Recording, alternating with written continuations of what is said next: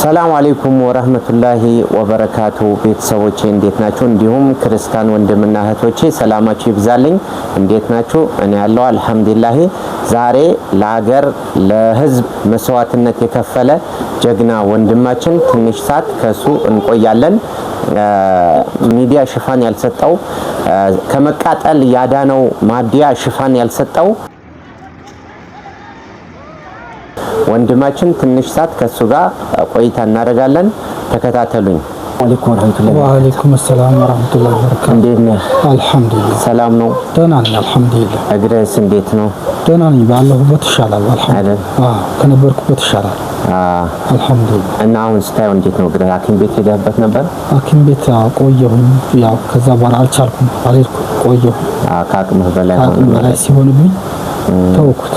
የዛ ቀን እንዴት ሊከሰት ቻለ? እስቲ በደንብ አድርገህ ለተመልካቾች፣ ምክንያቱም ልጆችን አደራ እያልክ ራስህን መስዋዕትነት እንደከፈልክ ነው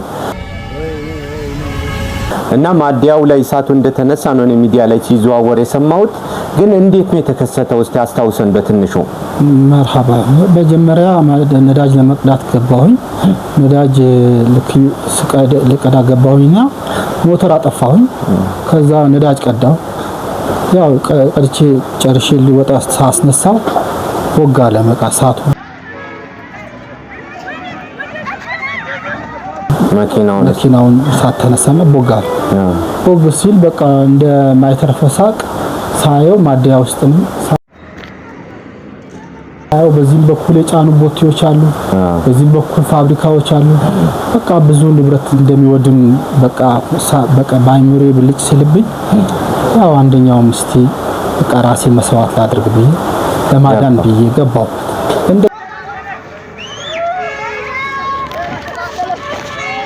እዛው ሰዓት በጣም የሚያስፈራ ሰዓት ነው።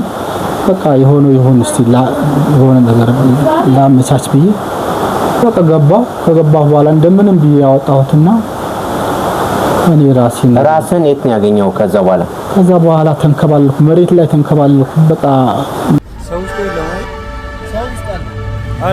ሰዎች አንስተው ነው ሆስፒታል ወሰዱ፣ ሐኪም ቤት ወሰዱ። ሰዎች አንስተው። እሺ ማዲያው ከዛ በኋላ ጠይቆሃል ወይስ ከቨር የሸፈነለ ሽፋን አለ? አረ ምንም ነገር የለም። ምንም ነገር እንደውም እንኳን ደህና አደርኩ ብሎ ያለኝ በጣም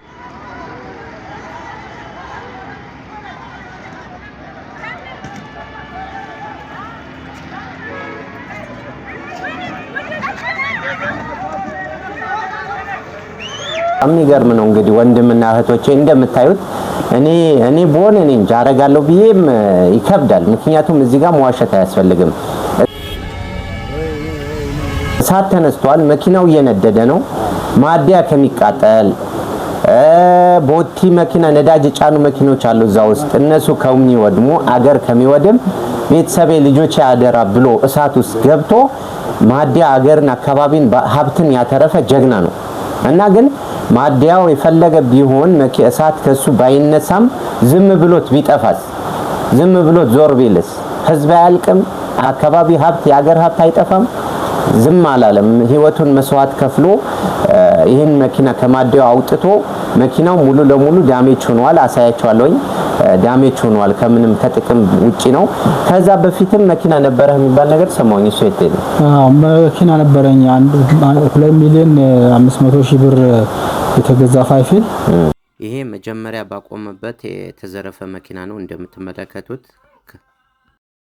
ያው ለሊት ባቆምኩበት ማሳደሪያ ላይ ሰረቁኝ። የዛሬ 2 ዓመት ሊሞላው ነው።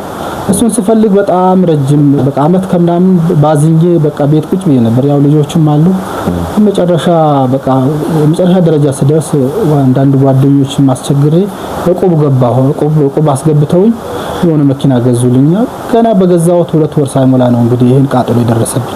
የሚገርም ነው። ያው አንዳንድ ሰው እንትን ነው ዳውን ሳይከፈል 2 ወር ሳይሆነው 2,400,000 የገዛው መኪና ተዘርፎ እቁብ ተሰብስቦለት የመጀመሪያ እጣ ተሰጥቶት ይሄን መኪና ገዛ። እንደገና 2 ወር ሳይሆነው ተቃጥሎ እዳውን ከፍሎ ሳይጨርስ የመኪናው እንደገና አሁን እንኳን ሕክምና ገብቶ ለማስያዝ ብቻ 100,000 ብር ነው የተጠየቀው፣ ለማስያዝ ብቻ። ከዛስ ሕክምናው ይቀጥላል። ሌላ መድኃኒቶች ይኖራሉ። ስለዚህ ሙሉ የኢትዮጵያ ሕዝብ ይህን ቪዲዮ የሚደርሰው እጅግ ጀግና ነው፣ ሊወደስ የሚገባው ነው። ሁላችሁም አለው አብሽር ልትሉት ይገባል። ልጆች ቤተሰብ አለው ተኝቶ ነው ያለው፣ መኝታ ላይ ነው ያለው። እንደምታዩት ነው፣ ጉዳት ደርሶበታል። አካውንት በሁለት ሰው ስም ተከፍቷል ተባለ። አንተ የምታምንባቸው ነው። ሁለት ሰው ስም ተከፍቷል።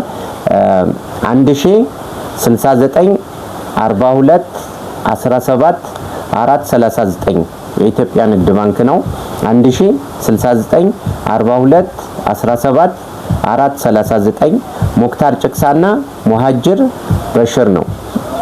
አቢሲኒያም አለ 22 56 65 273 አቢሲኒያ። ስልክ ቁጥር የራሱ የወንድሜ ነው 09 11 16 10 50 እንዲሁም ደግሞ 09 10 89 28 51 በዚህ ስልክ ደውላችሁ ቤቱ መጠየቅ አካባቢው ያለበት ሁኔታ ማየት ትችላላችሁ። እንዲሁም ደግሞ መረጃ ከፈለጋችሁ ራሱ ማግኘት ትችላላችሁ። 11 ቤቱ የራሱ ስልክ ነው። አላሁ አብሽር ልትሉት ይገባል። ሁላችሁም ቤተሰቦቼ ልንደርስለት ይገባል። ጉዳት ደርሶበታል። ያው እንደምታዩት ነው። ከታች ጀምሮ እስከዚህ ከጉልበቱ በታች ነው ጉዳት የደረሰበት። ፋሻ ላይ ነው ታሽጎ ያለው። እሳት ከባድ ነው። ያው መኪናው እንደምትመለከቱት ምንም ከአገልግሎት ውጪ ነው። እንደዚህ ነው ጋይቶ ያለው በቆመበት እንደምታዩት ነው። ምንም አይነት አገልግሎት አይሰጥም። ዳሜጅ ሆኗል። ይሄ ነው መኪናው እንግዲህ መጨረሻው ይሄ እዚህ ደረጃ ላይ ደርሷል። ሁሉም ሰው አለው ሊለው ይገባል። ስለዚህ ያላችሁ ነገር እርዱት። ሰላማችሁ ይብዛልኝ። እወዳችኋለሁ።